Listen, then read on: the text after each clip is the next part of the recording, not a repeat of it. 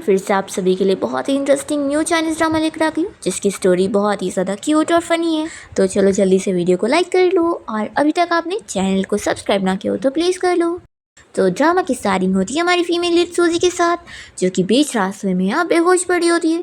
तभी उसका बेटा शाह उसे उठाने लगता है और कहने लगता है कि मम्मी उठ जाओ। वो उसे यहाँ जूस पिला रहा होता है तो सूजी को फिर होश आ जाता है और वो सोचती है कि मैं यहाँ बीच रास्ते में कैसे हूँ, मैं तो लाइब्रेरी में थी ना। फिर हमें फ्लैशबैक में दिखाते हैं कि सूजी लाइब्रेरी में यहाँ स्टडी करने के लिए आई थी, पर जैसे ही उसने अपनी बुक निकाली तो उसे पता लगा कि उसके चाइल्डहुड फ्रेंड जियन ने उसकी बुक बदल दी है और यहाँ पर उसकी जगह मैगजीन रख दिया है। तो सूजी बहुत ही ज़्यादा गुस्सा होती है कि मैं उसे छोड़ूंगी नहीं, और तभी अचानक से उसे चक्कर आ जाता है और वो बेहोश हो जाती है।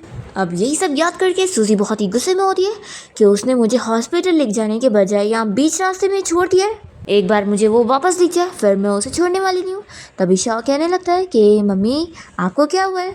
तो सूजी सुनने के बाद शॉक हो जाती है और पूछती है क्या तो मुझे मम्मी बोल रहे हो, देखो मैं तुम्हारी मम्मी नहीं हूँ। और वो अपने आप को जैसे देखती है तो तुरंत ही कपड़े सही करती है और खड़ी हो जाती है और उसे समझाने लगती है कि बच्चे देख लो कि मैं तो बस एक 18 ईयर ओल्ड वर्जिन गर्ल हूँ और मैंने तो एक मैन का हाथ तक नहीं पकड़ी, तो तुम मेरे बच्चे कैसे बन सकते हो। शाओ तो शॉक हो जाता है कि मम्मी को क्या हो गया। वो तुरंत ही यहाँ पर अपने स्मार्ट वॉच से अपने डैड को कॉल लगाता है और कहता है कि डैड यहाँ पे मम्मी और मुझे पिक करने आओ। मम्मी नीचे गिर गई थी, उसके बाद मम्मी पूरी स्टूपिड हो चुकी है। सूजी ये देख रही होती है कि ये बच्चा अपने डैड को कॉल लगा रहा है, तो वो सोचती है कि चलो आने दो, मैं भी तो देखूँ कि इसका डैड कौन है। फिर ये लोग यहाँ पर इंतज़ार कर रहे होते हैं। तभी हमारे मेल लीड जियन की यहाँ पर एंट्री होती है और सूजी उसे देखते ही पहचान लेती है और फिर कहने लगती है कि तुमने मेरी एग्ज़ाम नोट को चेंज कर दिए और ऊपर से तुमने ये सीक्रेटली बच्चा भी करके रखे हो। जियन यहाँ पर शॉक होता है और कहता है कि ये तुम्हारा ही बच्चा है। तो सूजी शॉक हो जाती है और कहती है क्या कि तुम्हारा और मेरा बच्चा है। जियन कहता है कि आखिर तुम करना क्या चाहती हो। तो सूजी यहाँ पर शॉक हो जाती है कि कुछ तो गड़बड़ है। वो तुरंत ही उससे पूछती है कि आखिर अभी साल क्या चल रहा है, तो वो बताता है कि 2025। तो सूजी और शॉक होती है कि मैं तो 2017 में थी ना। अब जाके वो समझ पाती है कि वो 8 साल बाद के टाइम पर आ गई है।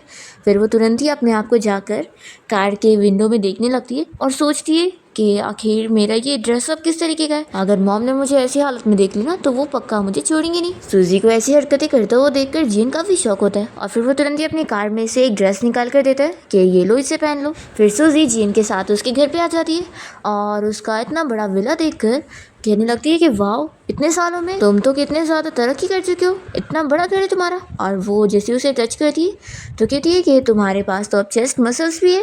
फिर जियन तो यहाँ बहुत ही ज़्यादा गुस्से में हो जाता है और सूजी को जल्दी से अंदर रूम में लेके जाता है और उसे कहने लगता है कि नेक्स्ट टाइम जब क्या तुम अफेयर चलाने जाओ तो क्या हमारे बच्चे को नहीं लेके जाओगी। सूजी शॉक होती है कि मैं 26 ईयर ओल्ड की होने के बाद इतनी ज़्यादा ख़राब कैसे बन गई कि एक तो मैं अपने हस्बैंड को चीट करके अफेयर चला रही हूँ, साथ ही मैं अपने बच्चे को भी साथ लेकर गई थी। फिर सूजी यहाँ जियन से कहने लगती है कि देखो मुझे बिलीव करो, एक्चुअली ना मेरी याददाश्त चली गई है और मेरी मेमोरी में ना मैं अभी सिर्फ एक 18 ईयर की गर्ल हूँ और उसके आगे की चीज़ें मुझे याद ही नहीं है। जियन कहने लगता है कि सच में मुझसे डिवोर्स लेने के लिए तुम किसी भी हद तक जा रही हो कि अब ये सारे झूठ बोल रही हो। तो सूजी कहती है कि मैं सच कह रही हूँ, मेरी याददाश्त सच में चली गई है। तुम्हें पता है मुझे अभी बस वही चीज़ याद है जब तुमने मेरी एग्ज़ाम नोट को ले लिए थे और उसे एक्सचेंज करके मैगजीन रख दिए थे, मैं तभी इतने ज़्यादा गुस्से में थी और मैं तो बस तुम्हें चिल्लाने का सोच रही थी कि जियन अगर मैं एग्ज़ाम में फ़ेल हो गई तो तुम क्या करोगे। जियन सुनने के बाद पूरा का पूरा शौक रह जाता है कि इतने सालों में पहली बार है कि उसने उसका नाम लिया, नहीं तो शादी होने के 1 साल बाद से ही वो पूरी चेंज हो चुकी थी और उससे डिवोर्स लेने के लिए भी पीछे पड़ी थी। ये सब याद वो कर ही रहा होता है कि तभी सूजी कहने लगती है कि तुम आखिर क्या सोच रहे हो, तुम्हें लगता है मेरी बातों पे बिलीव नहीं हो रहा है। देखो मैं बिल्कुल सच कह रही हूँ, मुझे कुछ भी याद नहीं है और इवन मुझे ये भी नहीं याद है कि पता नहीं मैं किस मैन के साथ मिलकर चीट कर रही हूँ। तो इसलिए मैं तुम्हें बता दूँ कि अगर हम दोनों का अभी डिवोर्स भी होगा ना तो वो कोई चीट करने की वजह से नहीं होगा बल्कि हम दोनों की खुशी से होगा। जियन को बहुत ही बुरा लगता है कि मैं तो सच में इसकी बातों में आ गया था, ये कितनी अच्छी एक्टिंग कर लेती है, ये तो बस डिवोर्स लेने के लिए ये सारे बहाने बना रही है। फिर वो कहता है कि बोल के तुम्हारा हो गया, तुम्हें क्या लगता है कि तुम जब चाहो मुझसे शादी करोगे और जब चाहे डिवोर्स ले लोगी, तुमने खुद मुझे शादी के लिए प्रपोज करी थी और अब ऐसा बोल रही हो। सूजी तो शॉक रह जाती है कि क्या मैंने इससे खुद शादी के लिए प्रपोज करी, आखिर मेरा दिमाग खराब हो गया था जो मैंने अपने इस दुश्मन से शादी कर ली। तभी इतने में रूम में शाह आया होता है और वो रोते हुए कहने लगता है कि मम्मी डैडी प्लीज़ आप लोग डिवोर्स मत लो।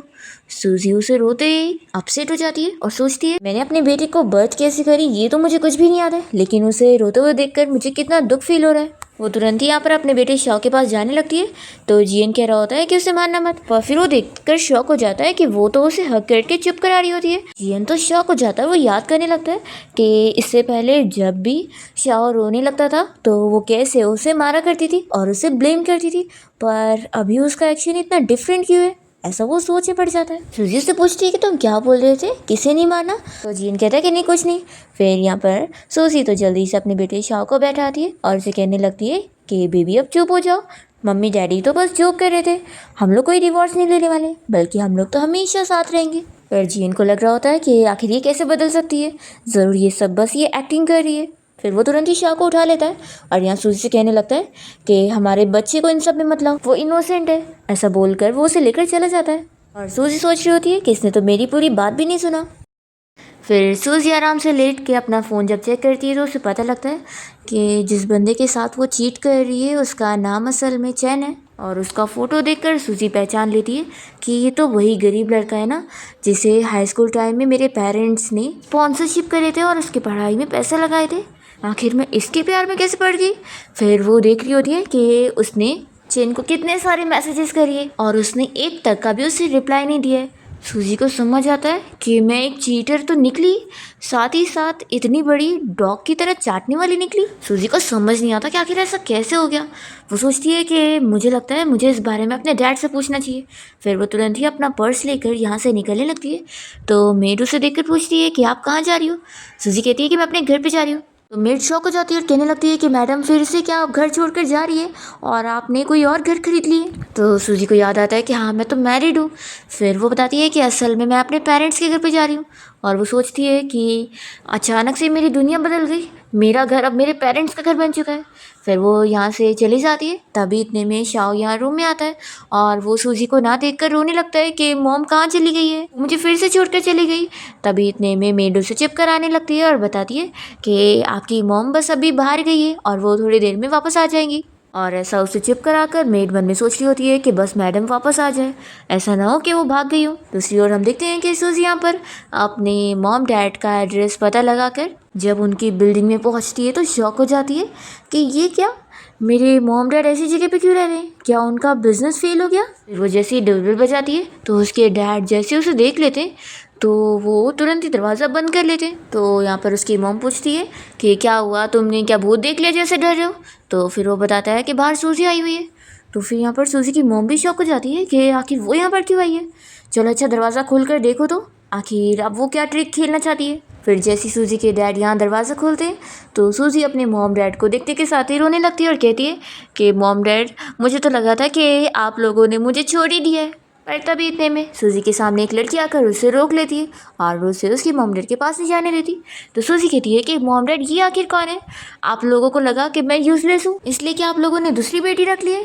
तो फिर मॉम कहती है कि तुम क्या बकवास कर रही हो, ये तुम्हारी आंटी की बेटी है, तुम्हारी कज़िन। तो सूजी कहती है कि अच्छा मेरी कज़िन इतनी बड़ी हो गई है। फिर वो अंदर आने लगती है तो सूजी की कज़िन उसे रोकने लगती है कि आखिर तुम अंदर कैसे आ रही हो, पर सूजी फिर भी अंदर चली जाती है। तो उसकी कज़िन यहाँ पर उसके मॉम डैड से कहने लगती है कि अंकल आंटी आखिर आप इसे अंदर क्यों ले रहे हैं, क्या आपको डर नहीं है कि अंकल फिर से बीमार हो जाएंगे। तो सूजी ये सब सुनने के बाद पूछती है कि आखिर आप लोग मेरे बारे में ये सब क्यों बोल रहे हैं, क्या मैंने कुछ बहुत ही ज़्यादा गलत काम करी हूँ। तो फिर कज़िन उसे सब कुछ बताने लगती है। हमें फ्लैशबैक में दिखाते हैं कि सूजी तो इतनी ज़्यादा ख़राब होती है कि वो असल में अपने डैड के सारे शेयर्स को चेन को देने के लिए कंपनी में चुपके से जाकर उनके कॉन्ट्रैक्ट पे सील लगा रही होती है। जब उसके डैड देख लेते हैं तो वो अपने डैड को वहीं बेहोश करके चली जाती है। इस तरीके से सूजी के डैड का बिजनेस खराब हो जाता है और वो बैंकक्रप्ट हो जाते हैं। अब ये सब सुनने के बाद सूजी को बहुत ही शौक लगता है कि क्या मैंने ये सब करी हूँ लेकिन मुझे कुछ भी याद नहीं है। तो फिर उसके डैड कहते हैं कि क्या तुम्हारी सच में याददाश्त चली गई है, फिर आखिर तुम्हें क्या याद है। तो सूजी कहने लगती है कि मॉम डैड मुझे बस ये याद है कि आप दोनों मेरे साथ कितने अच्छे से रहा करते थे और मॉम आप मुझे रोज़ स्कूल छोड़ने जाया करती थी। फिर ये सब सुनने के बाद सूजी की मॉम तो इमोशनल हो जाती है कि मेरी बेटी अब वापस आ गई है। तभी कज़िन कहने लगती है कि अंकल आंटी आपको इसने कितनी बार झूठ बोल चुकी है और आप लोग अभी भी इस पर बिलीव कर रहे हैं। सूजी कहती है कि मैं कोई झूठ नहीं बोल रही हूँ और मैं आपको ये प्रूफ करके दिखाऊंगी। फिर ये सभी जब यहाँ लंच करने बैठते हैं तो सूजी अपनी कज़न से कहती है कि लाओ मैं तुम्हारे लिए और खाना निकाल के लाती हूँ। तो वो रोक देती है कि नहीं नहीं, तुम पता नहीं मुझे जहर दे दोगी तो फिर। तो सूजी कहती है कि क्या मैं इतनी बुरी हूँ। तो उसकी कज़न बताने लगती है कि हाँ, तुमने मुझे कितनी बार मारने की कोशिश करी हो। सूजी अपनी मॉम से पूछती है कि क्या ये सच बोल रही है। तो उसकी मॉम हाँ बोलती है। फिर यहाँ पर सूजी अपनी कज़न से पूछने लगती है कि उसने और क्या क्या करी है। तो उसकी कज़न सब बताने लग जाती है कि वो कितनी ज़्यादा ख़राब थी, अपने पेरेंट्स के लव से भी जला करती थी और उन दोनों को अलग करने की कोशिश करती थी। सूजी शॉक हो जाती है कि क्या मैं इतनी ज़्यादा ख़राब थी, तभी तो मैं बोलूँ कि वो जीएन भी मुझसे इतना ज़्यादा क्यों चिढ़ रहा है। सूजी कहती है कि मुझे अपने ऊपर इतना गुस्सा आ रहा है कि मेरा दिल तो कर रहा है कि मैं अपने आप को चाकू से मार ही लूँ। फिर सूजी की मॉम उसे पूछने लगती है कि क्या तुम अभी भी उस चैन को पसंद करती हो। तो सूजी कहती है कि ऑफ कोर्स नहीं। तो ये सुनने के बाद सूजी के मॉम डैड खुश हो जाते हैं कि चलो अच्छी बात है, नहीं तो मुझे तो लगा था कि तुम जीएन को पसंद नहीं करती और अब उसे डिवोर्स लेके रहोगी। तो सूजी कहती है कि ये बात तो सच है कि मेरे और जीएन के बीच में बिल्कुल नहीं जम रही है और हमारा डिवोर्स हो ही जाएगा। तभी उसकी कज़न कहती है कि मुझे तुम्हारी चालाकी दिख गई, तभी तो तुम यहाँ पर झूठी एक्टिंग कर रही हो अपने मॉम डैड से माफ़ी मांगने की, और अब तुम चाहती हो कि अंकल आंटी तुम्हारी हेल्प करे तुम्हारे हस्बैंड से तुम्हारा डिवोर्स करवाने में। तभी इतने में यहाँ पर सूजी के डैड तो कह देते हैं कि तुम दोनों का डिवोर्स नहीं हो सकता, नहीं तो आखिर शाह का क्या होगा। तो सूजी कहती है कि अभी मैं डिवोर्स थोड़ी ना ले रही हूँ, अभी तो हमारी शादी के बारे में मैं सोच सकती हूँ। फिर सूजी अपना फ़ोन देखती है तो उसे पता लगता है कि उसकी फेवरेट डांसर ऐना ने पोस्ट करी है कि वो अब अपना करियर स्टॉप कर रही है और वो अपना लास्ट स्टेज परफॉर्मेंस देने वाली है। सूजी को पता लगता है कि उसने ऑलरेडी अब्रॉड की टिकट एडवांस में निकाल चुकी है। तो ये देखकर वो खुश हो जाती है कि चलो मैंने कोई तो अच्छा काम करी हूँ। तभी इतने में सूजी की मॉम को जीएन का कॉल आता है और वो पूछता है कि सूजी क्या आप लोग के घर आई है। तो फिर मॉम बताती है कि हाँ। तो फिर जीएन कहने लगता है कि क्या उसने आप लोगों को भी यही बताई है कि उसकी याददाश्त चली गई है। तो फिर मॉम बताती है कि हाँ उसने ये बताई है। तो फिर जीएन कहने लगता है कि वो झूठ कह रही है और वो तो अभी अब्रॉड जाने वाली है चैन से मिलने के लिए। फिर जब वो ये बोलकर कॉल रखता है तभी इतने में सूजियाँ अपने मॉम डैड से कह रही होती है कि मुझे कुछ काम है तो मैं जा रही हूँ। तो सूजी की मॉम पूछती है कि तुम अब्रॉड जा रही हो। तो सूजी हाँ बोलकर चली जाती है। फिर सूजी की मॉम उसके डैड को इस बारे में बताने लगती है कि अभी जीएन का कॉल आया था और उसने बताया कि सूजी सब झूठ कह रही है और वो ये सब बस हमारे सामने प्रिटेंड कर रही है, उसकी कोई याददाश्त नहीं गई है, वो तो जा रही है चैन से मिलने के लिए। ये सब सुनकर सूजी के डैड को बुरा लगता है कि वो सच में बिल्कुल नहीं बदली है। वो कह देते हैं कि जाने दो, हम ऐसे प्रिटेंड करेंगे कि हमारे पास कोई बेटी नहीं है। फिर हम देखते हैं कि सूजी तो अपना घर जाने के बाद अपना लगेज पैक कर रही होती है। जैसे ही शाओ ये देखता है तो वो खुश तो हो जाता है कि उसकी मॉम वापस आ गई है, पर तभी वो उसे लगेज पैक करते हुए देखकर रोने लगता है और कहता है कि मॉम आप फिर मुझे छोड़कर जा रही हो। तो सूजी कहती है कि मैं तुम्हें छोड़कर नहीं जा रही हूँ, और ये बताओ कि क्या तुम भी मॉम के साथ बाहर घूमने चलोगे। तो शाओ तो खुश हो जाता है और कहता है कि मॉम मैं चलूँगा। सूजी कहती है कि तुम जल्दी से अपना पासपोर्ट लेकर आओ, मुझे टिकट निकालनी है। फिर वो उसे पासपोर्ट ला कर दे देता है और सूजी टिकट निकाल लेती है। दूसरी ओर जीएन अपनी कंपनी की मीटिंग में होता है और तभी उसे यहाँ पर न्यूज़ मिलती है कि सूजी शाओ को लेकर अब्रॉड चली गई है, क्योंकि वो भी घर पे नहीं है और ना ही उसका पासपोर्ट। ये तुरंत ही फिर यहाँ से घर जाने के लिए निकलता है और हम देखते हैं कि सूजी तो शाओ के साथ यहाँ अब्रॉड के होटल में आ चुकी होती है और वो उसे यहाँ नाइट ड्रेस देकर कहने लगती है कि चलो जल्दी से तुम चेंज कर लो, फिर हम दोनों सो जाएंगे और उसके बाद हमें कॉन्सर्ट में जाना है ना इसलिए। तो शाओ कहता है कि मम्मी क्या हम साथ में सोने वाले। तो वो कहती है कि हाँ, क्या इससे पहले तुम मेरे साथ नहीं सोए। तो वो कहता है कि हाँ, आपको मैं कभी नहीं पसंद था। तो सूजी कहती है फिक्र मत करो, अब से मॉम हमेशा तुम्हारे साथ रहेगी। फिर शाओ जैसी नाइट ड्रेस पहन कर आता है तो सूजी उसे देखने लग जाती है। यहाँ पर फिर शाओ सोचता है कि लगता है मॉम को रिग्रेट हो गया है, वो मुझे अपने साथ ऐसे नहीं सोने देंगी। फिर इतने में सूजी उसे कहने लगती है कि आखिर ये नाइट ड्रेस का कलर कितना बेकार है, ये तुम पे बिल्कुल सूट नहीं कर रहा, मैं कल तुम्हारे लिए बहुत ही अच्छा ड्रेस खरीदूंगी। फिर वो उसे यहाँ लेटने के लिए बोल रही होती है। तो शाओ तो खुश हो जाता है कि मेरी मॉम तो मुझे यहाँ से नहीं निकाल रही है। फिर ये दोनों यहाँ सो जाते हैं और दूसरी तरफ हम जीएन को देखते हैं जो कि यहाँ पर आने के लिए निकल जाता है और उसका असिस्टेंट उसे बता देता है कि सूजी ने एक होटल में रूम भी ले लिए और उसने सिर्फ एक ही रूम लिए। तो ये सोच रहा होता है कि ज़रूर वो चैन के साथ होगी और अब मैं जाऊँगा तो वो मुझे उसके साथ मिलने वाली है। फिर जीएन सुबह यहाँ पर सूजी के होटल रूम में पहुँच जाता है। वो तो उसे चिल्लाने वाला होता है कि वो यहाँ उसे चीट कर रही है, पर तभी वो देखता है कि यहाँ पर तो उसका बेटा शाओ है और दोनों कितना अच्छे सो रहे हैं। तो वो तो बस देखता रह जाता है, पर तभी इतने में शाओ बुरा सपना देखते हुए रो रहा होता है। तो सूजी जाग जाती है और देखती है कि यहाँ पर जीएन भी आया हुआ है। वो कुछ बोलने वाली होती है तो जीएन उससे चुप रहने को बोलता है और यहाँ पर फिर वो शाओ की फिक्र करते हुए डॉक्टर को कॉल करने वाला होता है, तभी सूजी खुद ही से शाओ को ऐसे सहलाते हुए उसे चुप करा लेती है और फिर वो जियन से पूछती है कि आखिर इसे क्या हुआ था। तो फिर यहाँ पर ये पहले तो उसे डांटने लगता है कि ये सब तुम्हारी वजह से हुआ है। वो बताता है कि असल में तुम तो इसका बिल्कुल भी ख्याल नहीं रखती थी और इसे छोड़कर चली जाया करती थी और तुम्हारी कमी की वजह से ये इतना इनसिक्योर फील करने लग गया और उसके बाद उसे बुरे सपने भी आने लगे। सूजी को अपने ऊपर फिर गुस्सा आती है कि सच में वो कितनी ख़राब मॉम थी, लेकिन अब वो डिसाइड करती है कि अब वो अपने बच्चे का अच्छे से ध्यान रखने वाली है।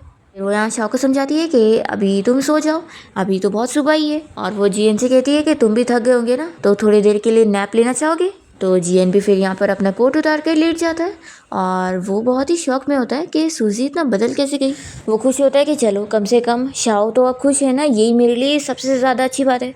फिर 2 घंटे बाद ये लोग उठ जाते हैं और सूजी यहाँ पर खुद भी रेडी हो जाती है और शाओ को भी रेडी कर देती है। फिर यहाँ पर शाओ चाह रहा होता है कि डैड क्या आप भी हमारे साथ चलोगे। तो जीएन सोच में पड़ जाता है कि वो क्या बोले। तभी सूजी कहती है कि नहीं तुम नहीं चल सकते हो।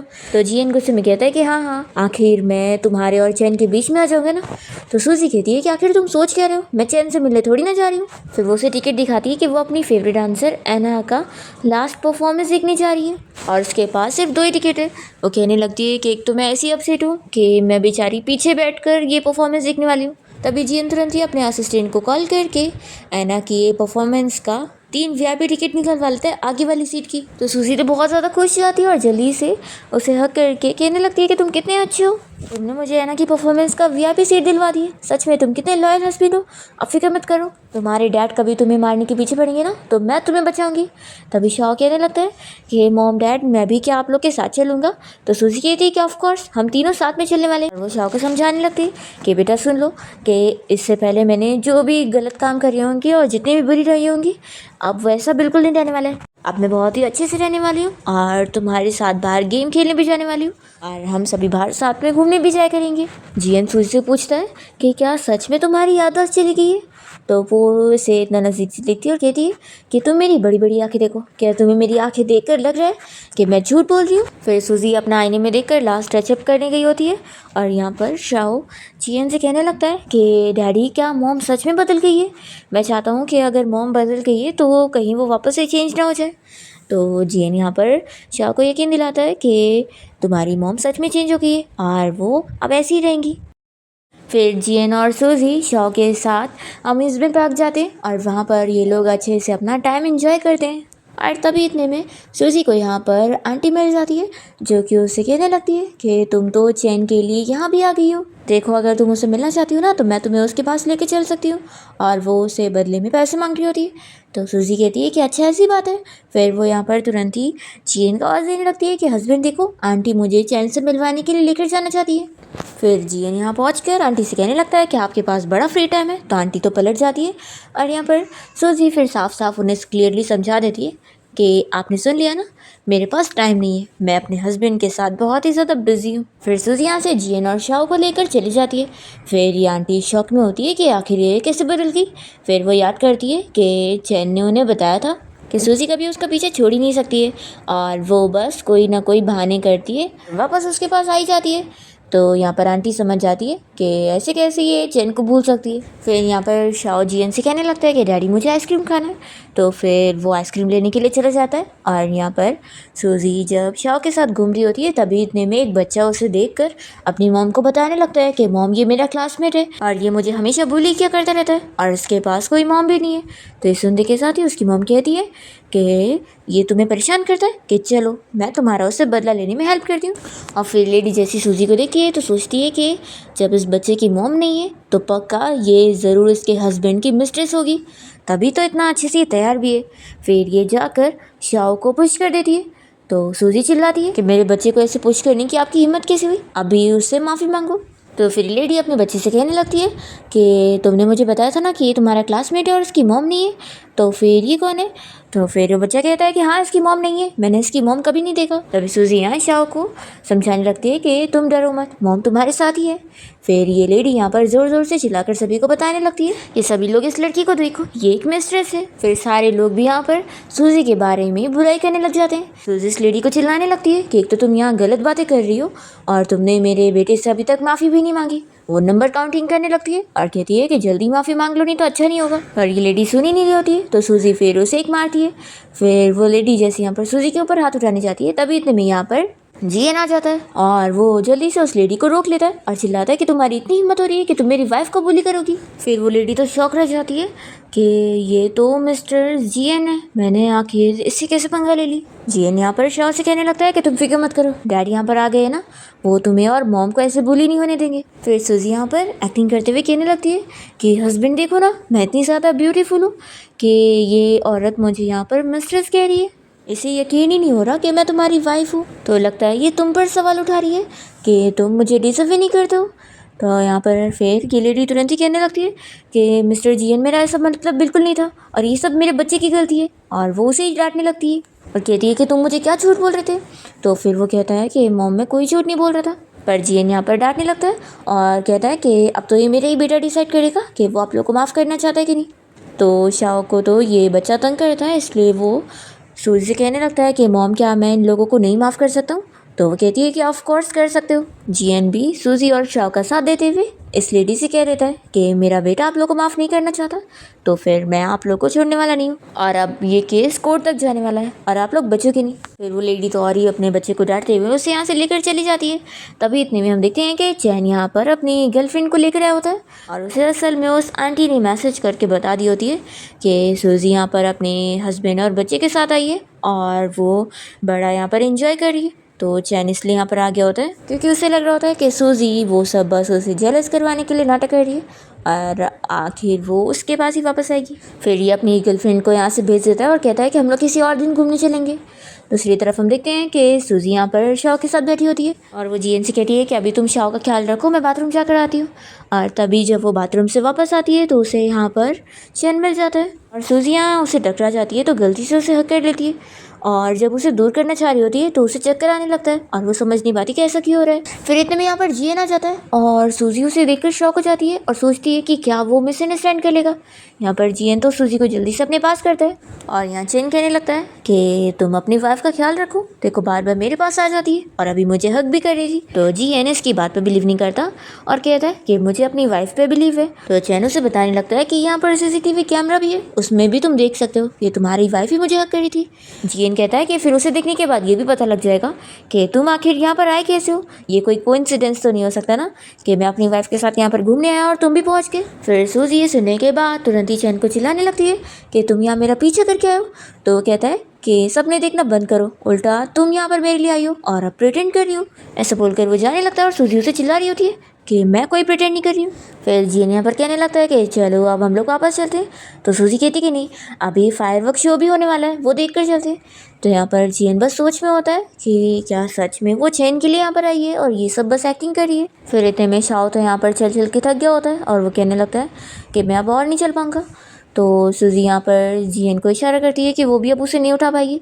तो जीएन यहाँ पर फिर तुरंत ही अपने असिस्टेंट को कॉल करके बुला लेता है शाओ को उठा के यहाँ पर लेके चलने के लिए। असिस्टेंट यहाँ परेशान हो जाता है कि बॉस आप तो मुझे बिल्कुल छुट्टी नहीं देते। तो जीएन कहता है कि तुम्हें 3 टाइम्स ज़्यादा सैलरी मिलेगी। तो फिर असिस्टेंट खुश होकर जल्दी से शाओ को उठा लेता है और फिर सूजी यहाँ पर कहने लगती है कि मुझे बहुत भूख लग रही है लेकिन मेरे पास तो बिल्कुल पैसे ही नहीं है। तो फिर वो तुरंत ही उसके अकाउंट में 50 मिलियन ट्रांसफ़र कर देता है। सूजी शॉक होती है कि इतने ज़्यादा पैसे, सच में 2025 में क्या ये पैसे इतने ईजी है। जीएन कहने लगता है कि चलो हम लोग शॉपिंग करने चलते हैं। सूजी उसे देखती रह जाती है कि सच में उसके पास इतना रिच हस्बैंड है, उसने ये नोटिस ही नहीं करी थी और उसे सोची नहीं थी कि जीएन इतने सालों बाद इतना पावरफुल और रिच बन जाएगा। वो खुश भी होने लगती है पर सैड भी कि उसके मॉम डैड को तो उसने बर्बाद करके रख दिए और वो लोग तो वहाँ पर कितने गरीबी हालत में रह रहे। तो फिर इसे अपसेट देखकर यहाँ पर शाओ तुरंत ही पूछने लगता है कि मम्मी मैंने क्या कुछ आपको अपसेट करने वाला काम कर दिया। तो वो कहती है कि तुम्हारी कोई गलती नहीं है, तुम तो मम्मी के प्यारे बेटे हो, मैं बस अपनी कोई चीज़ सोचकर अपसेट थी। फिर ये सभी साथ में मिलकर यहाँ से रेस्टोरेंट जाने के लिए निकलते हैं। फिर उसके बाद सूजी जब जीएन और शाओ के साथ यहाँ रेस्टोरेंट में डिनर कर रही होती है तभी इतने में इस रेस्टोरेंट में चैन भी अपनी गर्लफ्रेंड को लेकर आया होता है। सूजी जब उसे देखती है तो उसे गुस्सा आता है कि ये कोइंसिडेंस नहीं हो सकता कि ये यहाँ पर भी आ गया। मुझे तो सच में बर्दाश्त नहीं हो रहा है कि इसकी वजह से मेरी फैमिली बैंकरप्ट हुई है और ये यहाँ मज़े कर रहे हैं। तभी चैन सूजी को ऐसे गुस्से में देखकर सोचता है कि लगता है वो चैन यहाँ दूसरी लड़की के साथ है, इसलिए इसे बुरा लग रहा है और ये पक्का फिर एक दिन मुझे और मेरे बेटे को छोड़कर उस चैन के पास चली जाएगी। और यहाँ चैन भी नज़र रखा होता है कि सूजी गुस्सा हो रही है, तो वो समझ रहा होता है कि वो तो पक्का अब जेलस हो रही है। यहाँ पर फिर जियन सूजी से पूछ लेता है कि तुम चैन को दूसरी लड़की के साथ नहीं देख पा रही हो, इसलिए तुम्हें गुस्सा आ रहा है ना, और तुम जानबूझ के इस रेस्टोरेंट में उसे देखने के लिए आई हो ना। तो फिर शाओ बताने लगता है कि डैडी इस रेस्टोरेंट को तो अंकल ने बुक करे। सूजी फिर यहाँ जियन से कहती है कि तुम्हें क्या लगता है कि मैंने तुम्हारे असिस्टेंट को रिश्वत देकर उसे जानबूझ के ये रेस्टोरेंट भी बुक करवाई होंगी चैन को देखने के लिए, और जानबूझ के मैंने चैन का शेड्यूल भी पता करके आई होंगी। तुम्हें क्या लग रहा है मैं इतनी पावरफुल हूँ? और वैसे मुझे तुम्हारी बातों से सब समझ गया है कि तुम पक्का जेलस हो रहे हो। तो जियन मानने के लिए तैयार नहीं होता और कहता है कि ऐसा बिल्कुल नहीं है। तभी इतने में सूजी उसके पास आकर उसकी गाल पकड़ने चाहिए होती है और कहती है कि सच में तुम तो कितने ज़्यादा क्यूट लग रहे हो। तभी इतने में उसके कपड़े पे खाने लग जाता है, तो कहती है कि रुको मैं अभी से क्लीन करके आती हूँ, और वो यहाँ से वॉशरूम चली जाती है। और चैन ये सब देखकर सोच रहा होता है कि वो जानबूझ के मेरा अटेंशन पाने के लिए अपनी हस्बैंड के साथ इतना क्लोज बनने का प्रिटेंड कर रही थी, और उसने मेरा अटेंशन जीत ही लिए। वो भी यहाँ से सूजी के पीछे जाने के लिए निकलता है। तभी हम देखते हैं कि शाओ यहाँ जियन से कहने लगता है कि डैडी आज आप काफ़ी डिफरेंट लग रहे हो। तो जियन कहता है कि कैसा डिफरेंट? तो शाओ कहता है कि बस आप मुझे आज बहुत ही अच्छे लग रहे हो, और मॉम भी। तो जियन खुश होने लगता है।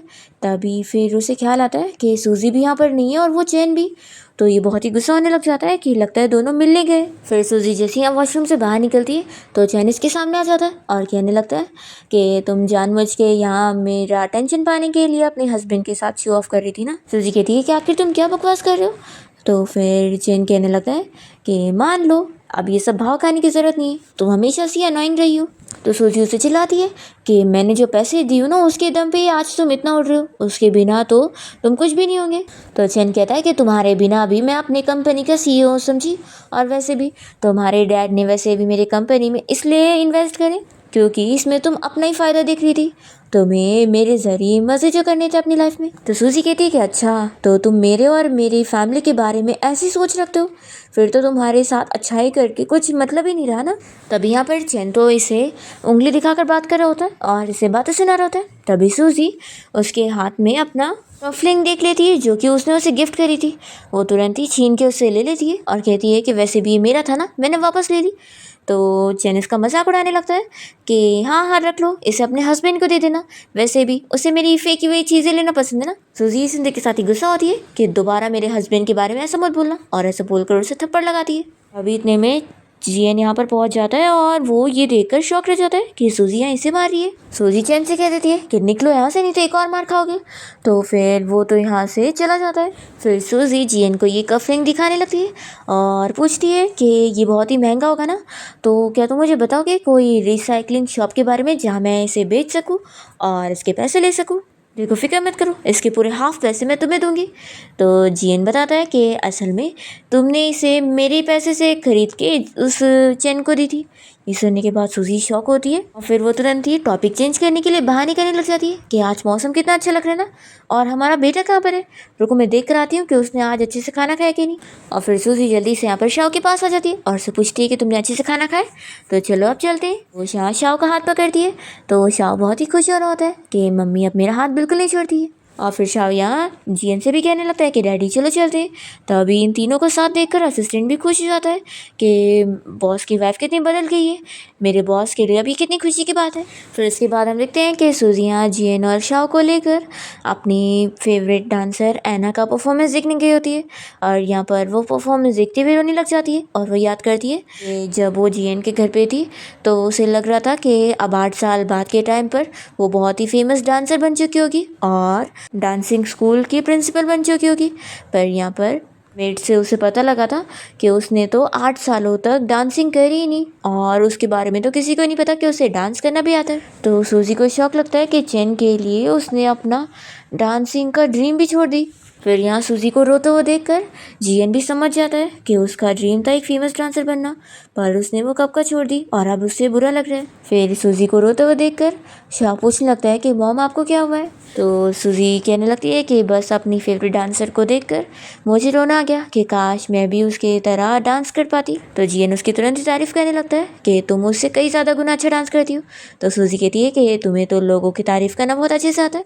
जियन कहता कहता है कि मैं सच कह रहा हूँ। फिर नेक्स्ट डे हम देखते हैं कि जियन जब अपने ऑफिस में आता है तो उसका असिस्टेंट उसे सूजी के बारे में बताने लगता है कि उसने उसे बहुत ऑब्जर्व किया और उसने बहुत फ़र्क महसूस करा है कि अब वो पहले जैसी नहीं रही है, बल्कि बहुत अच्छी हो गई है और उसके बेटे का भी बहुत अच्छे से ध्यान रखती है। असिस्टेंट कहता है कि बॉस मेरा कोई गलत मतलब नहीं है, मैं तो बस बता रहा था कि आपकी वाइफ सच में चेंज हो गई। फिर जियन सूजी के लिए एक स्टूडियो का अरेंजमेंट करवाता है ताकि वो अच्छे से वहाँ पे डांस कर सके।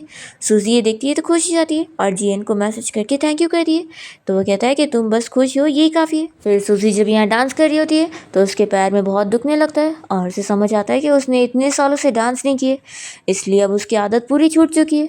फिर सूजी अपना प्रैक्टिस करने के बाद जब यहाँ से बाहर जाती है तो उसे मेट के ज़रिए पता लगता है कि शाओ से मिलने के लिए उसकी साइकियाट्रिस्ट आई है, क्योंकि असल में शाओ इतने टाइम से बीमार था तो साइकियाट्रिस्ट आकर उसका ध्यान रखा करती है। तो यहाँ पर सूजी को बहुत ही बुरा लग रहा होता है कि सच में उसके बच्चे की उसकी वजह से क्या हालत हो गई है। फिर वो तुरंत ही देखने जा रही होती है शाओ को। फिर हम देखते हैं कि शाओ को ये पास यहाँ पर उसकी साइकियाट्रिस्ट से मिलने आई होती है और वो उसे यहाँ पर सूजी के खिलाफ भड़काना चाह रही होती है कि उसकी मॉम उसे बिल्कुल पसंद नहीं करती है और उसे अपनी मॉम के बारे में बिल्कुल नहीं सोचना चाहिए। तो यहाँ पर शाओ इस बात से एग्री नहीं कर रहा होता है और वो कह रहा होता है कि उसकी मॉम अब उसे पसंद करने लगी है, पर यहाँ पर साइकियाट्रिस्ट तो उसे अलग ही समझा रही होती है। तभी इतने में जैसी सूजी यहाँ पहुँचती है तो साइकियाट्रिस्ट यहाँ पर शाओ से कहती है कि तुम बाहर जाओ, मुझे अभी तुम्हारी मॉम से कुछ बात करनी है। तो फिर वो बाहर चला जाता है और फिर शाओ की डॉक्टर लिन से कहने लग जाती है कि तुम ना अपने बेटे से दूर रहो तो ज़्यादा बेहतर रहेगा, क्योंकि तुम्हारी वजह से उसकी लाइफ ख़राब हो जाएगी। आज तक तुमने उसे संभाली नहीं हो और अब तुम्हारे रहने की वजह से उसकी लाइफ के ऊपर बुरा असर पड़ सकता है। और वैसे भी शाओ तो तुम्हें पसंद भी नहीं करता। और वो उसकी बनाई हुई सी एक ड्राइंग दिखाती है कि देखो उसने कैसे तुम्हारी ड्राइंग को यहाँ पर स्क्रैच किया है। सूजी ये देखकर शॉक होती है कि क्या शाओ ने ये मुझे बनाया। तो उसकी डॉक्टर कहने लगती है कि हाँ, ये तुम ही को उसने बनाया। फिर सूजी ये सब सुनने के बाद इस डॉक्टर लिन से कहने लगती है कि तुम मुझे ये एडवाइस देना चाहती हो कि मैं अपने हस्बैंड से डिवोर्स ले लूँ और उसकी लाइफ से दूर हो जाऊँ। तो फिर डॉक्टर लिन कहने लगती है कि मेरा ऐसा मतलब नहीं था, मैं तो बस तुम्हारे बच्चे के लिए बोल रही थी। तो सूजी कहती है कि थैंक यू मुझे एडवाइस देने के लिए, लेकिन मैं अपने बच्चे की सगी मॉम हूँ और मुझे ज़्यादा बेहतर पता है कि मेरे बच्चे के लिए क्या सही है क्या नहीं। और वैसे तुम एक डॉक्टर हो तो तुम्हारी ये प्रोफेशनलिज्म नहीं होनी चाहिए कि तुम किसी बच्चे को उसकी मॉम से दूर करो। अभी इतने में यहाँ पर जियन पहुँच जाता है और वो इन लोग की बातें सुनने लगता है। तो तुरंत ही डॉक्टर लिन यहाँ पे नाटक करने लग जाती है और कहने लगती है कि मैं तो बस आपके बच्चे के ट्रीटमेंट के लिए बोल रही थी और आप तो चाहती नहीं आपके बच्चा ठीक हो। सूजी देखती है कि जियन यहाँ पर आया हुआ है तो वो सोचती है कि क्या जियन भी अब ये सोचेगा कि मैं शाओ का अच्छा नहीं चाहती हूँ और उसका ट्रीटमेंट रोकना चाह रही हूँ। फिर डॉक्टर लिन तो यहाँ पर जियन से कहने लगती है कि आप प्लीज़ गुस्सा मत हो, आपकी वाइफ को मैं समझ सकती हूँ, ये बस गुस्से में ये सब बोल रही है। तो जियन तो यहाँ पर साफ इस डॉक्टर से कह देता है कि अब जाओ यहाँ से, अब आपको शाओ का ट्रीटमेंट करने की ज़रूरत नहीं है। तो डॉक्टर लिन कहने लगती है कि मिस्टर जियन आपको गलतफहमी हो गई है, मैंने आपकी वाइफ के ऊपर जानबूझ के क्वेश्चन नहीं करी हूँ। जियन कहता है कि तुमने बिल्कुल सही बोली, तुम होती कौन हो मेरी वाइफ को ऐसा क्वेश्चन करने वाली और उसे ये सब एडवाइस देने वाली, इसलिए मुझे तुम जैसी डॉक्टर की यहाँ पर ज़रूरत ही नहीं है। वो उसे यहाँ जॉब से ही निकाल रहा होता है। तो फिर ये डॉक्टर लिन सोचती है कि सच में मैंने कुछ ज़्यादा ही जल्दी कर दी, इन दोनों के बीच में तो वैसे भी कोई फीलिंग्स नहीं है और ऐसी दुश्मनी चल रही है तो मैं आसानी से इन लोगों को अलग कर दूंगी, बस थोड़ा सा इस चीज़ को धीरे लेने की ज़रूरत है। और फिर वो यहाँ से इन लोगों को सॉरी बोलकर चली जाती है। फिर सूजी तो पूरी की पूरी शॉक होती है कि मुझ पर गुस्सा नहीं हुआ बल्कि इसने इस डॉक्टर लिन से मुझसे माफ़ी भी मंगवाया, आखिर ये क्या चल रहा है। फिर सूजी यहाँ जियन से पूछती है कि क्या सच में मैं अपने बच्चे का बिल्कुल ध्यान नहीं रखती थी और उसके साथ बुरी थी। तो ये कहता है कि ये क्वेश्चन तुम खुद से पूछो। सूजी कहती है कि देखो मैं सच कह रही हूँ कि मुझे कुछ भी याद नहीं है कि मैंने ये सब भी करी हूँ, तुम्हें क्या याद है कि मैं 8 साल पहले क्या ऐसी थी। तो जियन मन में सोचता है कि हाँ, 8 साल पहले तो ये बहुत ही काइंड हुआ करती थी। फिर सूजी जियन से कहने लगती है कि मुझे तो लगता है कि मेरी जो याददाश्त चली गई है ये अच्छे के लिए ही हुआ है, अब मैं सारी चीज़ जो मैंने करी थी उसे ठीक कर सकती हूँ। तो फिर जियन कहता है कि क्या तुमने इस बारे में सोची हो कि क्या पता तुम्हारी याददाश्त वापस आ गई तो फिर तो तुम वैसी बन जाओगी। सूजी फिर इस बारे में सोचने लगती है कि सच में अगर मेरी याददाश्त वापस आ गई तो क्या मैं वैसे ही बन जाऊंगी। और फिर सूजी इसी बारे में सोचते हुए अपने रूम में आकर अपसेट होती है। और तभी हम यहाँ जियन को देखते हैं जो कि शाओ की ड्राइंग देख रहा होता है। फिर इतने में शाओ उसके पास जाता है और पूछता है कि मॉम कहाँ पर है। जियन उसे अपने पास बुलाता है और उसे इस ड्राइंग को दिखाकर पूछने लगता है कि ये क्या तुमने अपनी मॉम को ड्रॉ करे हो? देखो तुम्हारी मॉम अभी बहुत ज़्यादा अपसेट है। तो शाओ तुरंत यहाँ सूजी के रूम में आता है और देखता है कि वो यहाँ रो रही होती है। तभी सूजी जल्दी से उसे देखकर अपने आंसू पोंछ लेती है और कहती है कि बताओ शाओ तुम यहाँ पर क्या बोलने आए थे? देखो तुम मुझे सब कुछ बता सकते हो और फिक्र मत करो, मॉम हमेशा तुम्हारे साथ रहने वाली है। तो यहाँ पर फिर शाओ से अपनी बनाई हुई ड्राइंग दिखाने लगता है कि उसमें उसने अपने डैड को ड्रॉ किया है और अपने आप को ड्रॉ किया है और साथ ही में अपनी मम्मी को ड्रॉ करा है। सूजी सुनकर बहुत ही खुश हो जाती है कि तुमने मुझे सच में ड्रॉ करे हो। फिर वो उसे हक कर लेती है और कहती है कि मैं तो अब सच में बहुत ही हैप्पी हो गई हूँ। शाओ कहने लगता है कि मम्मी क्या अब आप मुझसे हेट करेंगी कि मैंने आपकी पहले कैसी ड्राइंग बनाया था, इसलिए मैं कभी अब ड्रॉ नहीं करूँगा। तो सूजी तुरंत ही उसे चुप कराने लगती है कि रोने की ज़रूरत नहीं है, मॉम कभी तुमसे नफरत कर ही नहीं सकती, मॉम तो सबसे ज़्यादा प्यार तुमसे करती है। तभी शाओ फिर इसे इस बारे में बताने लगता है कि उसकी डॉक्टर लिन उसे हमेशा से ये सिखाया करती थी कि उसकी मॉम उसे पसंद नहीं करती है और वो उसे छोड़कर चली जाएगी। सूजी पूछती है कि क्या तुम्हें उन पर बिलीव है कि मैं ऐसी करूँगी? तो शाओ कहता है कि बिल्कुल नहीं, आप तो बहुत अच्छी हो और आपने तो आज मुझे कितनी बार हक किया और मुझे पूरा यकीन है कि मेरी मॉम तो मुझसे बहुत प्यार करती है। तो सूजी उसे यकीन दिलाती है कि हाँ। तभी इन लोग की सारी बातें यहाँ पर जियन सुन रहा होता है और उसे भी पता लग जाता है कि सच में उसकी डॉक्टर लिन कितनी ज़्यादा ख़राब है। वो तुरंत ही अपने असिस्टेंट को कॉल करता है। सूजी की ऐसी हालत देखते हुए वो अपने असिस्टेंट को उसका ब्रेन चेकअप करवाने के लिए अपॉइंटमेंट लेने को बोलता है और फिर वो वापस आकर देखता है कि सूजी यहाँ शाओ को लोरी सुनाते हुए सुला देती है। फिर वो यहाँ से शाओ को उठा लेता है और कहता है कि मैं उसे उसके रूम में लेके जा रहा हूँ। सूजी पूछने लगती है कि आखिर ये तुम क्यों कर रहे हो, कहीं तुम्हारा इरादा ये तो नहीं है कि तुम मेरे साथ आके मेरे रूम में सोगे? तो जियन उसे बताता है कि वो लोगों ने तो काफ़ी टाइम से बेड कभी शेयर कर ही नहीं है और इतने टाइम से वो लोग अलग अलग रूम में सोते हैं। सूजी काफ़ी शौक होती है और जियन उसे समझाने लगता है कि चलो अब तुम सो जाओ, कल सुबह जल्दी हमें चेकअप के लिए जाना होगा। तो सूजी कहती है कि मैं तो बिल्कुल ठीक हूँ। तो जियन उसे बताता है कि उसके ब्रेन का चेकअप होगा। फिर मॉर्निंग में जब सूजी की नींद खुलती है तो वो सोच रही होती है कि आज उसने जियन और अपना रोमांटिक सपना देखी है और उसे फील हो रहा होता है कि वैसे सच में उसकी और मेरी जोड़ी बहुत ही अच्छी है। फिर वो रूम से बाहर निकलती है तो देखती है कि जियन और शाओ दोनों साथ में ब्रेकफास्ट कर रहे होते हैं। तो सूजी पूछती है कि मेरा कहाँ पर है? तो जियन कहता है कि आज तुम्हारा चेकअप है इसलिए तुम्हें भूखे पेट ही चलना पड़ेगा। पर तभी शाओ कहने लगता है कि मॉम मैं चाहता हूँ कि आप मुझे किंडरगार्टन तक छोड़ने जाओ, सब बच्चे वहाँ पर अपनी मॉम के साथ आते और आप कभी मुझे वहाँ पे छोड़ने नहीं गई। तो सूजी कहती कि ठीक है फिर मैं तुम्हें किंडरगार्टन लेके चलूँगी। पर तभी यहाँ पर जियन मना करने लगता है कि नहीं, आज हमें हॉस्पिटल जाना है चेकअप के लिए, फिर हम लेट हो जाएंगे। और वो शाओ को समझाता है कि तुम क्या चाहते हो कि मॉम बीमार हो जाए? नहीं ना, तो फिर आज उनका हॉस्पिटल जाना ज़रूरी है। तो फिर शाओ कहने लगता है कि मुझे सबसे इम्पॉर्टेंट मॉम है, तो मॉम आप चले जाओ। तो सूजी यहाँ शाओ से प्रॉमिस करने लगती है कि तुम फिक्र मत करो, कल मैं तुम्हें किंडरगार्टन ज़रूर लेके चलूँगी। तो शाओ खुश हो जाता है। इसके बाद सूजी और जियन यहाँ साथ में हॉस्पिटल पहुँचते हैं सूजी का ब्रेन चेकअप करवाने के लिए। और सूजी जब यहाँ डॉक्टर को देखती है तो उसे देखती पहचान लेती है कि ये तो उसका पुराना हाई स्कूल क्लासमेट है। वो कहने लगती है कि ये सच में अच्छा डॉक्टर है भी कि नहीं, ये स्कूल में कितने बेकार मार्क्स लाता था, ये कैसे यहाँ डॉक्टर बन गया? तो फिर वो सूजी से कहने लगता है कि तुम मुझे मेरे प्रोफेशन से जज मत करो, मैं एक अच्छा डॉक्टर हूँ। और फिर वो सूजी को सीटी स्कैन के लिए भेज देता है। और यहाँ पर फिर वो जियन से कहता है कि वैसे तो इंस्पेक्शन रिपोर्ट अभी आ जाएगी तो सारा सच पता लग ही जाएगा, लेकिन मुझे तो लगता है कि वो प्रिटेंड कर रही है और तुझसे झूठ बोल रही है। मुझे नहीं लगता कि उसकी कोई याददाश्त गई होगी, क्योंकि देखो उसे बस 8 साल की कुछ मेमोरी याद नहीं है और उसे पहले का सब कुछ याद है। ऐसा कैसे हो सकता है कि स्पेसिफिकली सिर्फ इतनी टाइम पीरियड की चीज़ें आती हैं? ये लॉजिकली बिल्कुल भी सही नहीं है। जीन कहता है कि अगर वो प्रिटेंड कर रही है तो मैं तो चाहता हूँ कि वो ज़िंदगी भर प्रिटेंड करती रहे। तो ये सुनने के बाद उसका फ्रेंड कहता है कि सच में मुझे तो लगता है कि ब्रेन चेकअप तो तेरा होना चाहिए, तू तो पूरा का पूरा पागल है उसके प्यार में। फिर हॉस्पिटल से घर आने के बाद सूजी अपना डांस प्रैक्टिस में बिजी हो जाती है कि वो भूल जाती है टाइम। और फिर जब उसे याद आता है तब तक काफ़ी लेट हो चुकी होती है कि उसे शाओ को स्कूल से पिक करने भी जाना था। फिर वो जल्दी जल्दी में निकलने लगती है तो उसे पता लगता है कि डॉक्टर लिन ने यहाँ पर शाओ को ऑलरेडी घर भी लेकर आ चुकी है। तो सूजी यहाँ शाओ को बाहर से पिक करने जाती है और फिर वो उसे यहाँ घर में लाने के बाद सॉरी कहने लगती है कि मैंने टाइम नहीं देखी थी और मैं भूल गई, इसलिए तुम मुझे माफ़ कर दो। तो काफ़ी शौक रह जाता है कि मॉम मुझसे माफ़ी मांग रही है। फिर वो कहने लगता है कि मॉम अगर आप मुझे यहाँ किस करेंगी तो फिर मैं मान जाऊँगा। तो सूजी उसे किस करती है और यहाँ पर शाओ खुश हो जाता है। दूसरी ओर जीएन की कंपनी में एक प्रॉब्लम आ गई होती है। कंपनी की कुछ डेटा लीक हो गया होता है, वो भी चेन की कंपनी के पास। तो यहाँ पर सारे एम्प्लॉयज़ आपस में डिस्कस कर रहे होते हैं कि आखिर ये काम किसका होगा। तभी इतने में एक बंदा यहाँ पर जीएन से कहने लगता है कि लास्ट बारी आपकी वाइफ यहाँ ऑफिस में आई हुई थी। तो वो लोग तो यहाँ पर सूजी के ऊपर शक कर रहे होते हैं और असिस्टेंट सभी को बाहर जाने के लिए बोलता है।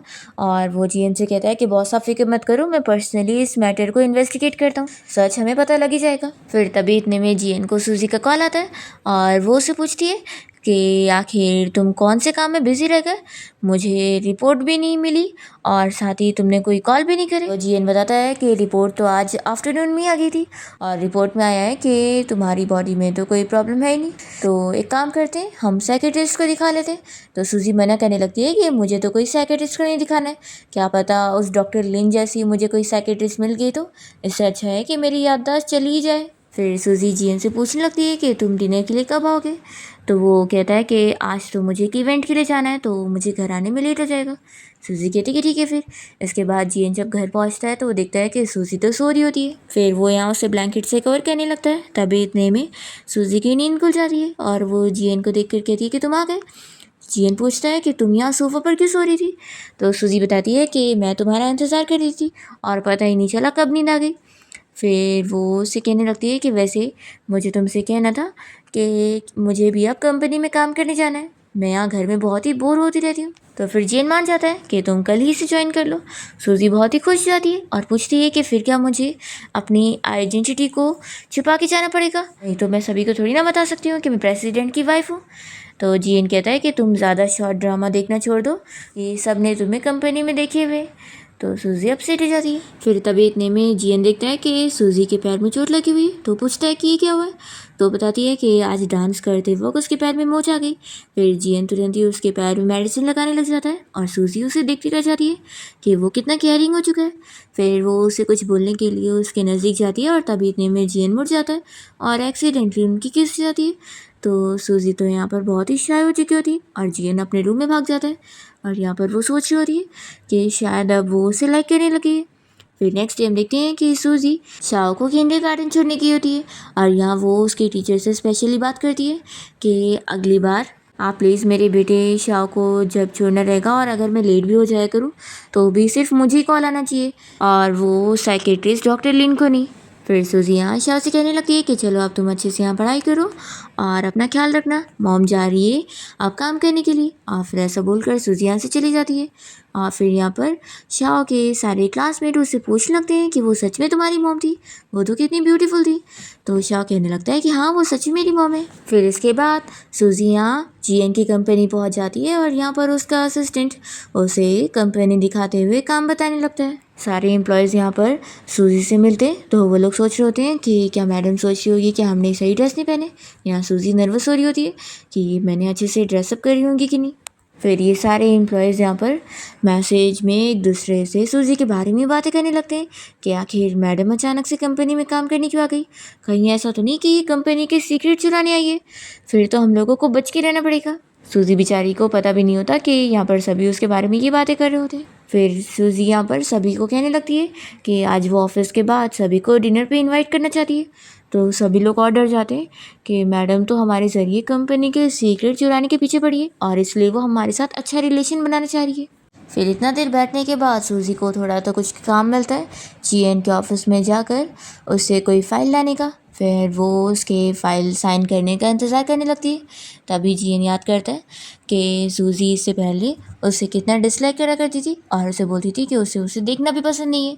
फिर कहता है कि अगर तुम बाहर वेट करना चाहो तो बाहर भी जा सकती हो, मैं किसी और से भिजवा दूंगा। तो सूजी कहती है कि मुझे कोई प्रॉब्लम नहीं है, मैं वेट कर लूँगी।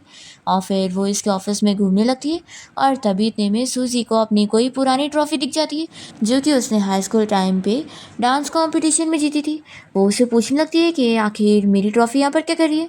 तो जीएन कहता है कि ये मुझे कहीं पर मिल गई थी। तो सूजी बताने लगती है कि इसे तो मैंने ट्रैश में फेंक दी थी, तो तुम्हारे पास कैसा है। तो वो बताता है कि एक्चुअली मैंने खुद ही उठाया था क्योंकि फिर बाद में तुम रिग्रेट करती तो मेरे पास ही रोने आती, इस वजह से। तो सूजी कहती है कि ऐसे कैसे हो सकता है, मुझे तो लगता है कि तुम्हारा इसे उठाने के पीछे कोई और ही हाथ है। वैसे तो मैंने अगर तुम्हें उस चिन के साथ घूमते हुए ना देखी होती तो मुझे तो अभी पक्का लग जाता कि मैं ही तुम्हारी क्रश थी। तो ये कहता है कि आखिर मैं कब उस चिन को पसंद करता हूँ, तुम कुछ भी कह रही हो। फिर इतने में असिस्टेंट यहाँ ऑफिस में आया होता है सूजी के लिए खाना लेकर, जो कि यहाँ पर जीएन ने उसके लिए मंगवाया था, और साथ ही साथ शूज़ भी। तो सूजी शॉक होती है कि जीएन ने ये तक देख लिया था कि वो हिल में कंफर्टेबल नहीं थी। वो कहती है कि मुझे तो तुम्हारी इतनी कैरिंग की आदत नहीं है। तो जीएन कहता है कि फिर तो आदत डाल लो। फिर वो यहाँ सूजी के लिए खाना निकालने लग जाता है, और सूजी कहती है कि सच में वैसे तो मैं बैठे बैठे कैसी थक गई थी और मुझे भूख भी लग रही थी। वो बताने लगती है कि सारे एम्प्लॉयज़ मेरी आइडेंटिटी की वजह से शायद डर रहे और इसलिए मुझे कोई भी वो लोग काम ही नहीं दे रहे थे। फिर यहाँ सूजी को थका हुआ देखकर जीएन कहता है कि वैसे अंदर रूम में बेड है, तुम वहाँ पर जाके आराम से रेस्ट कर सकती हो। तो सूजी खुश हो जाती है और अंदर रूम में रेस्ट करने चली जाती है। फिर इसके बाद जब सूजी यहाँ बाहर आती है सारे एम्प्लॉयज़ के पास, तो वो सबसे पहले उन लोग के लिए कॉफ़ी लेकर आती है और कहती है कि ये तो मेरा काम है। तो सभी तो यहाँ पर उसे डर रहे होते हैं।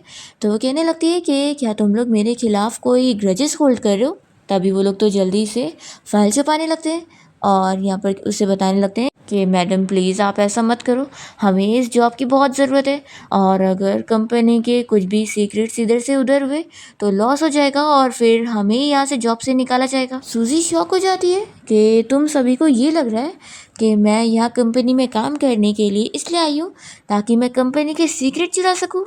देखो आखिर ये मेरे हस्बैंड की कंपनी है तो मैं उसका क्यों नुकसान करवाऊँगी। तो फिर यहाँ पर एम्प्लॉयज़ बताते हैं कि असल में पहले ही कंपनी के कुछ सीक्रेट लीक हुए। सूजी शॉक होती है सुनकर और फिर उसे अपनी कज़िन की बात याद आती है क्योंकि उसने भी उसे बताई थी कि उसने ये भी वह गलत काम करी है कि उसने अपने हस्बैंड का नुकसान करवाने के लिए उसके कंपनी के सीक्रेट चुरा कर चेन को दी थी। फिर वो समझ जाती है कि यानी इससे पहले भी जो कंपनी के सीक्रेट्स लीक हुए वो मैंने करी थी और चेन को दी थी, इसीलिए सभी मेरे साथ ऐसा कर रहे हैं। फिर वो इन लोग से कहती है कि कोई बात नहीं, तुम लोग अपना काम करो, मैं तुम्हें परेशान नहीं करूँगी। फिर ये एम्प्लॉयज़ तो सोच में पड़ जाते हैं कि आखिर मैडम इतनी भी ज़्यादा बुरी नहीं है। फिर ये सोचते हैं कि क्या पता वो बस एक्टिंग कर रही होंगी हमारा ट्रस्ट जीतने के लिए। फिर नेक्स्ट सीन में हम देखते हैं कि सूजी यहाँ घर पे होती है और वो शाओ को तैयार करवा के उसे अपने पेरेंट्स के घर पे लेके जाना चाह रही होती है। तो शाओ काफ़ी शौक होता है कि मॉम क्या आप सच में ग्रैंड पेरेंट्स के घर पे चलना चाहती हो। तो सूजी कहती है कि क्या हुआ, क्या तुम उनसे मिलना नहीं चाहते। तो शाओ कहता है कि मैं तो मिलना चाहता हूँ, मुझे ग्रैंड पेरेंट्स बहुत ही पसंद है और वो लोग भी मुझे पसंद करते हैं। तो सूजी कहती है कि फिर प्रॉब्लम क्या है। तो वो बताता है कि असल में आप जब भी उनके घर जाती है तो हमेशा आपका उनसे झगड़ा हो जाता है। तो सूजी कहती है कि फ़िक्र मत करो, अब से ऐसा बिल्कुल नहीं होगा। और वो फिर शाओ को लेकर अपने पेरेंट्स के घर आ जाती है। तो सूजी की मॉम तो उसे देखकर शॉक हो जाती है और कहती है कि तुम वापस कैसे आ गई, तुम तो चैन के साथ अब्रॉड चली गई थी ना। सूजी कहती है कि मैं कब उसके साथ अब्रॉड गई। यहाँ पर शाओ तुरंत ही बताने लगता है कि असल में मैं मम्मी के साथ गया था और डैडी भी वहाँ पर थे। और शाओ ने यकीन दिलाने लगता है कि मॉम सच में बदल गई है, अब तो ये मेरा बहुत ही ख्याल भी रखती है और साथ ही ये मुझे किंडरगार्टन भी लेके जाती है, मेरे साथ खेलती भी है। तो सूजी की मॉम मान लेती कि ठीक है अब मेरा प्यारा सा ग्रैंडसन कह रहा है तो ये बात सच होगी। फिर यहाँ पर सूजी अपनी मॉम को गिफ्ट देती है तो उसकी मॉम शौक होती है कि आखिर ये कहाँ से इतनी बदल गई। फिर सूजी अपनी मॉम से पूछती है कि डैड कहाँ पर है। तो उसकी मॉम बताती है कि वो किचन के काम में बिजी है। तभी इतने में यहाँ पर शाओ जल्दी से मेडिसिन बॉक्स निकाल कर उसमें कोई मेडिसिन ढूंढ रहा होता है। तो सूजी पूछने लगती है कि तुम इसे क्यों निकाल रहे हो। तो यहाँ पर फिर उसकी मॉम बताती है कि जब भी तुम यहाँ आती हो तो डैड के साथ झगड़ा कर लेती हो और फिर वो बीमार हो जाते हैं तो उन्हें हार्ट की मेडिसिन की ज़रूरत रहती है। और लास्ट टाइम जब शाओ आया था तो वो ये देख के डर गया था, इसलिए वो अपने ग्रैंडपा की केयर करता है और उनके लिए पहले से मेडिसिन तैयार करके रखता है। फिर इतने में सूजी के डैड यहाँ पर खाना बना चुके होते हैं और वो बाहर फिर सर्व करने लगते हैं। फिर ये लोग जब डिनर करने बैठते हैं तो सूजी के फ़ोन पर उसी आंटी का मैसेज आ रहा होता है जो उसकी और चैन की जोड़ी बनाने की कोशिश करती रहती है। और उसका वॉइस मैसेज सुनकर यहाँ पर डैड फिर गुस्सा हो जाते हैं कि तुम आखिर उस चैन से मिलने के लिए पीछे पड़ी हुई हो और जीएन से डिवोर्स लेना चाहती हो। फिर शाओ तो जल्दी से उन्हें मेडिसिन देने लग जाता है और सूजिया अपने मॉम डैड को यकीन दिलाने लगती है कि वो कोई इस आंटी से मिली नहीं और ना वो चैन से मिलना चाहती है और वो तो जीएन से बिल्कुल भी डिवोर्स नहीं लेगी। तो सूजी के मॉम डैड फिर खुश हो जाते हैं और शाओ तो और हैप्पी हो गया होता है कि चलो आज मॉम और ग्रैंडपा के बीच में ज़्यादा फाइट नहीं हुई। इसके बाद सूजी जब यहाँ पर घर आती है तो वो शाओ और जियन के साथ लंच करने बैठती है और यहाँ पर उसने और शाओ ने मैचिंग ड्रेस पहने होते हैं। तो सूजी सेम वैसी मैचिंग ड्रेस यहाँ पर जियन के लिए भी मंगवाती है और फिर वो भी पहन कर आ जाता है। तो ये लोग तो पूरे कपल आउटफिट में रेडी होते हैं। फिर सूजी यहाँ जियन के हाथ में वेडिंग रिंग देखकर खुश होने लगती है कि ये कितनी प्यारी रिंग है। वो पूछती है कि मेरी वेडिंग रिंग कहाँ पर है। तो जियन बताता है कि उसने खुद की वेडिंग रिंग फेंक दी थी। फिर फ्लैशबैक में दिखाते हैं कि कैसे उसने जियन से जिद कर ली थी कि वो उसे डिवोर्स लेगी और रिंग को भी फेंक दी थी। फिर जियन तुरंत ही अपने असिस्टेंट को कॉल करके नई वेडिंग रिंग खरीदने के लिए ऑर्डर देता है और साथ में बाहर घूमने जाते हैं। तभी इन लोग को चैन मिल जाता है और वो यहाँ पर बड़ा गुस्सा होने लगता है कि ये लोग कैसे खुश रह सकते हैं। चैन को फिर से प्रोवोक करने लगता है और सूजी के खिलाफ मिसअंडरस्टैंडिंग क्रिएट करने लगता है। फिर सच में जियन इसकी बातों में आ जाता है और फिर वो अपसेट होकर बहुत ही ड्रिंक कर लेता है कि सूजी सच में उसे डिवोर्स ही लेना चाहती है। सूजी फिर उसके पास पहुंचती है और उसे समझाने लगती है कि वो जो भी कह रहा था वो सब सच नहीं था। वो कहती है कि लेकिन मुझे डर लग रहा है कि कहीं सच में अगर मेरी याददाश्त वापस आ गई और मैं चेंज हो गई तो फिर मैं नहीं चाहती कि मैं तुम्हें और हर्ट करूँ, तो अच्छा रहेगा कि तुम मुझे अपने से बहुत दूर कर दो। तो जियन इस बात पर और गुस्सा हो जाता है कि तुम मुझसे कहीं दूर नहीं जा सकती, मैं कभी तुमसे डिवोर्स नहीं लेने वाला हूँ। और ऐसा बोलकर वो यहाँ सूजी को फोर्सली किस करने लगता है। सूजी उसे दूर करने की कोशिश करती है तो तभी तो यहाँ सो जाता है और सूजी सोचने लगती है कि अब वो उसके टच को बिल्कुल हिट नहीं करती है। और फिर सूजी यहाँ जियन के फेस को टच करने लगती है और उसके ऊपर ये सर रखकर सो जाती है। नेक्स्ट मॉर्निंग जब दोनों की नींद खुलती है तो सूजी बहुत ही ज़्यादा शाय होने लगती है और जल्दी से भाग जाती है। फिर सूजी और जियन का रिलेशन धीरे धीरे और अच्छा हो जाता है और सूजी फिर से जियन के साथ उसकी कंपनी में जाके काम कर रही होती है और वो सारे एम्प्लॉयज़ का भी ट्रस्ट जीत लेती है और जियन के साथ मिलकर उसकी कंपनी की प्रॉब्लम को ठीक करने में हेल्प करती है और साथ ही वो चैन के खिलाफ भी सारे एविडेंस कलेक्ट करती है और उसे जेल पहुंचाने में हेल्प करती है। और सूजी फिर अपने मॉम डैड को भी एक अच्छा सा घर दिला देती है और इसके बाद जियन ने यहाँ पर सूजी को प्रपोज करने के लिए एक बहुत ही ग्रैंड पार्टी रखा होता है और पहले तो यहाँ पर दोनों साथ में सभी के सामने डांस करते हैं और फिर यहाँ पर जियन सभी के सामने सूजी को रिंग दिखाते हुए उसे शादी के लिए प्रपोज करने लग जाता है और वो उसे इतनी सारी इमोशनल बातें कह देता है कि सूजी भी रोने लगती है और फिर उसे हाँ कहती है। इसी के साथ इस ड्रामा की हैप्पी एंडिंग हो जाती है।